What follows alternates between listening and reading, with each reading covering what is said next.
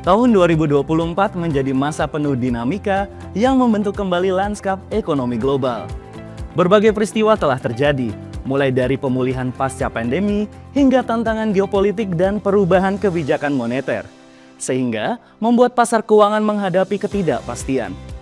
Kini, pada tahun 2025, investor terfokus pada kebijakan bank sentral dunia serta era pemerintahan yang baru.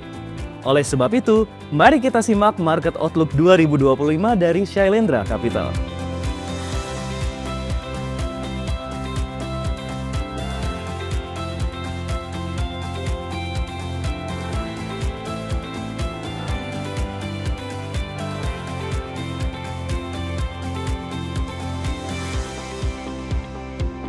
Baik Pak Oli, sebelum ngobrol tentang Outlook 2025, boleh diceritakan nggak Pak, kenapa kinerja IHSG pada 2024 kemarin relatif kurang atraktif dengan koreksi sebesar kurang lebih 3% ya Pak?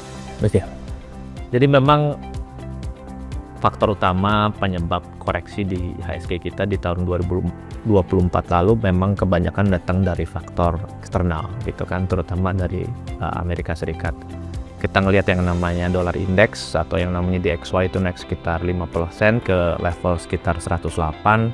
Yang namanya US yield yang 10 tahun juga naik sampai ke 4,6% dibandingkan di awal tahun 2024 lalu yang sekitar 3,9%. Dan tentunya kita ngelihat rupiah kita juga terkoreksi sampai ke level 16.200 per US dollar. Selain itu juga kita di akhir 2024 lalu yang namanya Amerika Serikat juga baru menyelesaikan yang pemilu mereka, di mana presiden baru terpilih Pak Donald Trump ini, narasi dari kebijakan beliau juga cenderung pro growth dan inflasioner gitu kan. Dan juga tentunya narasi mengenai kebijakan perang dagang yang cukup mengancam katakanlah pertumbuhan di banyak negara. Ini juga ujung-ujungnya menyebabkan yang namanya Bank Sentral Amerika Serikat, The Fed, cenderung untuk menjadi lebih hawkish gitu ya, dalam memotong suku bunga di Amerika Serikat gitu kan. Yang namanya Fed Fund Rate gitu kan, kalau di September 2024 lalu gitu kan, tadinya market bisa expect 6-7 kali cut sampai di akhir 2025. Akhirnya di Desember lalu mereka menjadi lebih hawkish dan market cuma expect sekitar 2 kali cut di tahun 2025 ini.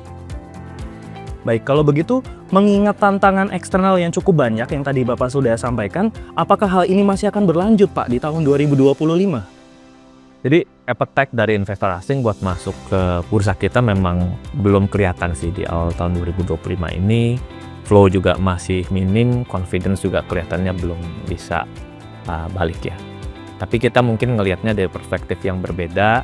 Jadi kalau investor asing itu udah sangat bearish gitu kan, ekspektasi itu udah sangat rendah, kebawa dari 2024 lalu, ada sedikit aja good news atau katalis positif, perbalikan arah itu bisa terjadi secara cukup signifikan. Salah satu yang kita pikir mungkin terjadi di semester 1 2025 ini adalah blitz dollar gitu. Jadi ketika ada kejelasan mengenai negosiasi tarif dengan banyak partner dagang di Amerika Serikat, situasi menjadi lebih clear, kita rasa mungkin dolarnya setelah itu akan cenderung lebih stabil dan bahkan mungkin bisa turun. Dan ini bisa membawa perbalikan arah dari confidence investor asing dan tentunya juga membawa perbalikan arah dari rupiah itu sendiri. Lalu menurut Pak Oli, apa yang perlu dilakukan pemerintah dan Bank Indonesia untuk stay survive and resilient di tengah volatilitas eksternal ini, Pak? Sejauh ini sih Bank Indonesia masih terus melakukan stabilisasi di pasar keuangan kita, salah satunya lewat instrumen SRBI gitu kan, yang sekarang imbal hasilnya ada di sekitar 7%-an. Ini untuk menjaga flow asing supaya stabilitas rupiah kita tetap terjaga, itu satu. Jadi kita mesti menjaga stabilitas dari currency kita. Yang kedua tentunya dari sisi pemerintah kita sendiri, pemerintahan baru ini ya berusaha untuk mendorong pertumbuhan juga ya, terutama daya beli masyarakat kita yang tahun lalu agak terdampak. Harapannya itu juga bisa ada perbaikan, dan menurut kita sih ya sesuatu yang baik itu kan juga perlu waktu ya, dan harapan kita dari stabilisasi rupiah, dari perbaikan daya beli masyarakat, harapan kita sih di semester 2 2025 ini bursa kita bisa menjadi lebih baik. Itulah sebaiknya kalau menurut kita investor jangan terlalu pesimis gitu kan, dan mengambil momen koreksi sebagai kesempatan untuk menambah posisi dan mengakumulasi. Peluang yang cukup jelas kalau menurut kita ada di saham-saham big caps yang valuasinya udah terkoreksi cukup dalam, dan juga di obligasi yang berdurasi pendek yang volatilitasnya tentunya juga tidak setinggi seperti obligasi yang berdurasi panjang.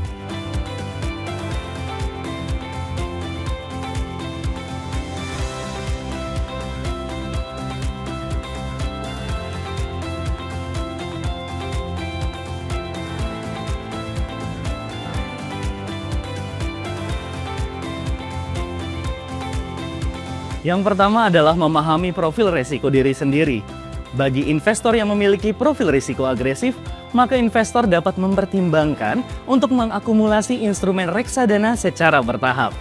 Pasalnya, reksadana saham dapat memberikan potensi imbal hasil menarik, terutama dalam jangka waktu panjang. Sedangkan, investor dengan profil risiko konservatif hingga moderat bisa mempertimbangkan untuk berinvestasi di instrumen reksadana pendapatan tetap yang fokus berinvestasi pada obligasi berdurasi pendek yang juga memiliki potensi imbal hasil optimal. Dengan demikian, diversifikasi portofolio investasi dan review portofolio secara berkala yang disesuaikan dengan risk profile dan investment objektif bisa menjadi strategi yang baik untuk mengelola risiko dalam menghadapi volatilitas pasar keuangan.